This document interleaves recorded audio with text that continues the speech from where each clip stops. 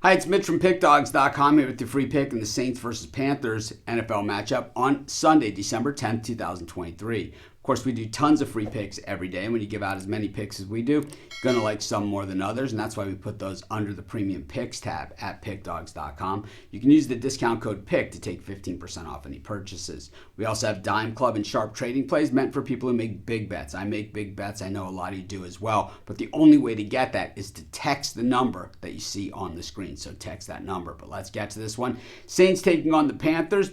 This is NFC South battle.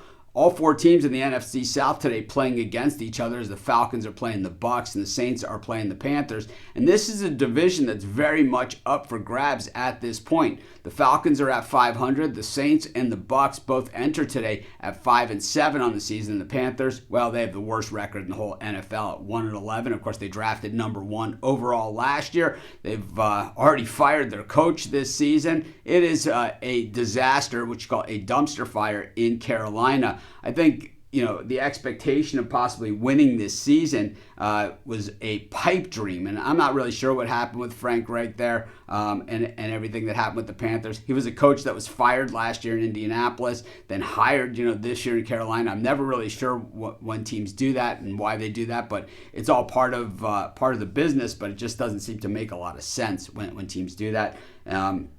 Like I said, I'm not behind the scenes, but, firing a coach on a team that drafted first when they're underperforming. I mean, they're not even, I don't even think they're underperforming. They don't really have the guns to compete against a lot of these other teams. In come the Saints, 2-3 at home this season. Normally the Superdome has been a very, very tough building for them, but they haven't covered the spread there all season long. Quarterback issues abound here as Carr, comes in from Vegas and comes to the Saints and proves to be he's pretty much the same guy. When we look at these Saints wide receivers, they're so stacked. It's hard to believe that that they don't perform better. Alvin Kamara still has something in the tank, but you could definitely see the age is coming on. But as the season starts to go on, it's kind of like the great backs do.